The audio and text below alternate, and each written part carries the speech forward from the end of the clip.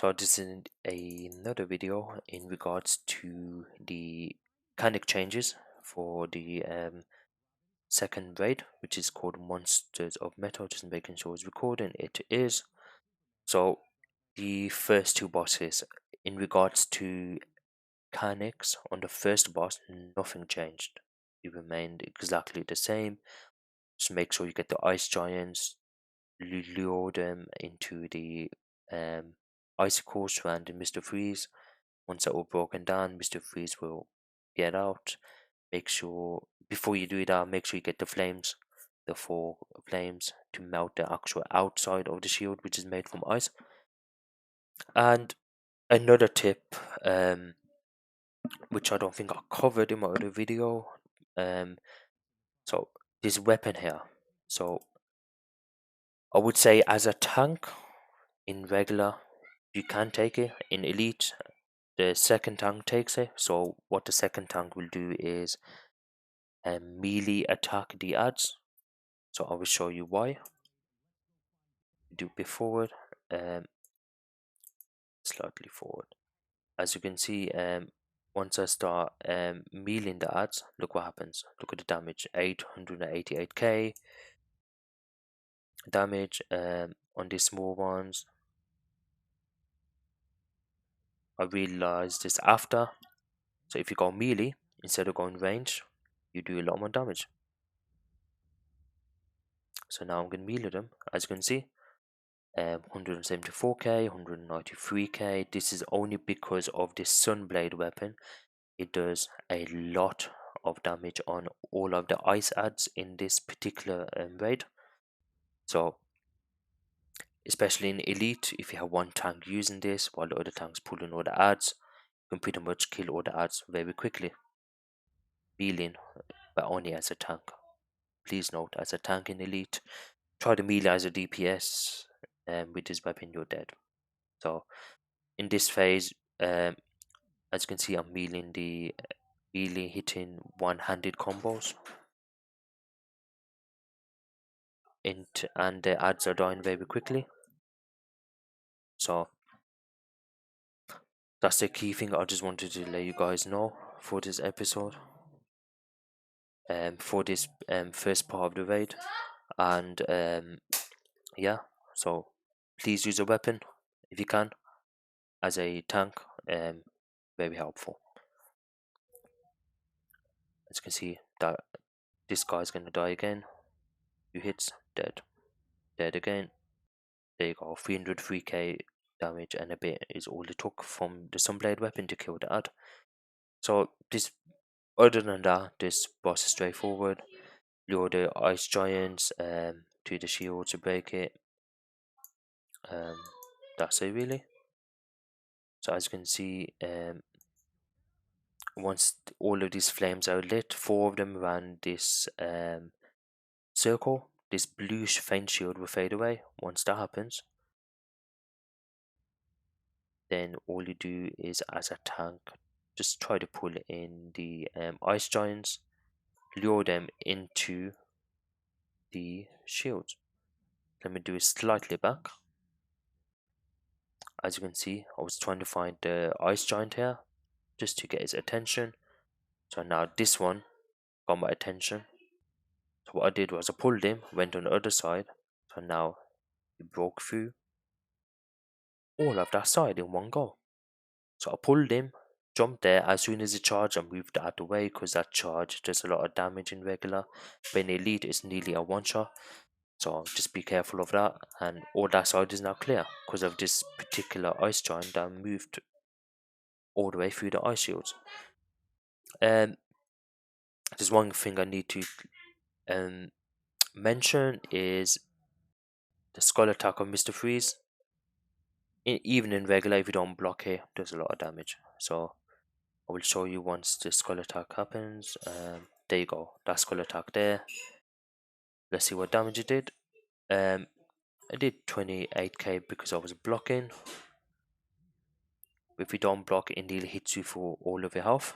Even in regular, in elite is even worse. So even through the blocking, it takes most of your health anyways. If you don't block, it's near your health goes near to 1% or 2% as a tank, and that isn't good. So skull attack, it did minus 67k, and that was through the shield. So even with the shield, you still get the damage. So try to block it, and you'll be fine. For the poison ivy fight, this was pretty easy.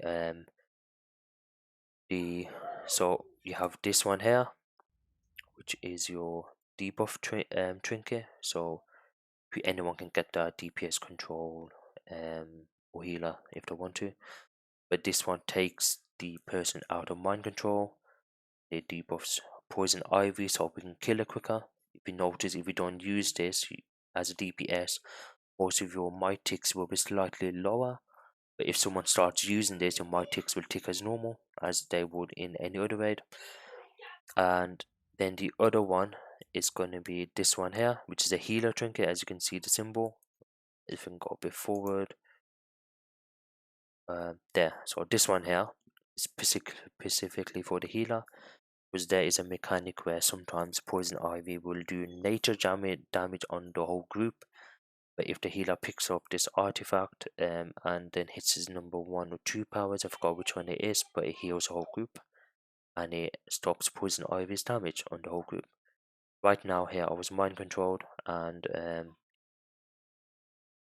I died because the person did not get this trinket, and I died, and it took all my health because that person did not free me out quick enough, and I died.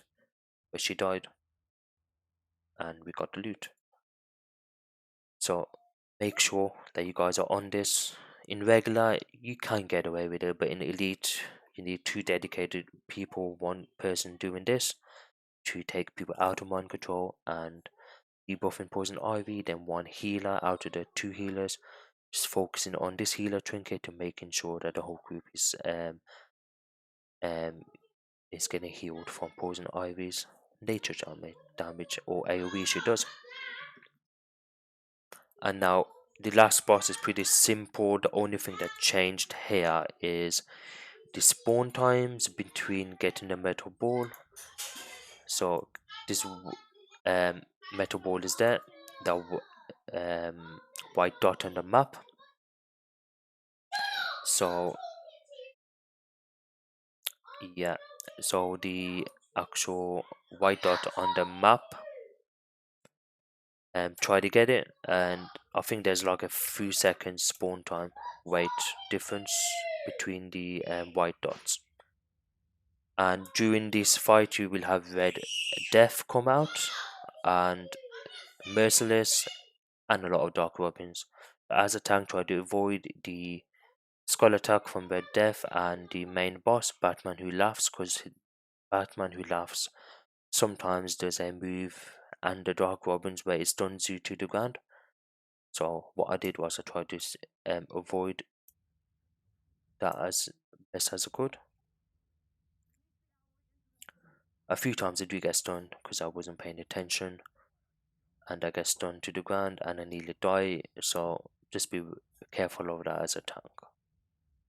As you could see right there, after this dark weapon did a skull attack, I'm now lying on the ground and I can't hit any of my powers or any of my shields except for Winter Ward, which can be through control effects, and that's it. As you can see, if I was shieldless I would have died, but luckily I could pop it, so just be careful of that, and took a lot of damage there. Oh, when the Merciless comes out, he will in this particular instance do the one shot mechanic I was on about, where he rises up in the air and hits the ground, but in this last boss, that damage it does is slightly reduced. So it doesn't kill the whole group, but it does damage slightly. But just be wary of that as a group. Just call it out, especially in elite, it might do a slightly bit more damage. But if you have 1 person calling it out, you'll be fine. Um, anything else? As a tank, what I did was I tried to melee the Red Death's cyclone attacks, which sometimes would pull in the group. So just like um, Johnny Quick in Pan Elite or Survival Mode, just try to melee him wherever you can. Um, in regards to the Robins, when the first do come out of portals, sometimes you will be able to pull them, sometimes you won't be. So just try to keep on pulling them, and they will eventually will jump to you as as the taunt hits them. And as you could see, meleeing him, and I did melee him, I think. So actually, I missed that one, but there he's gonna go again behind me, and he does a cyclone attacks a few times. So in regards to this actual last boss, there's nothing else I need to cover. The only difference is there's a longer cooldown period between getting the alloys, balls they need to get to Batman and Superman, who are over there. And once you get the full 6 in regular, you get loot. In elite is 7, so just one more in elite, and I think that's about it for this actual video. So thank you for watching. Just skip to the end, show you that we finished it, and the last one got in. There's a loot. Thank you for watching.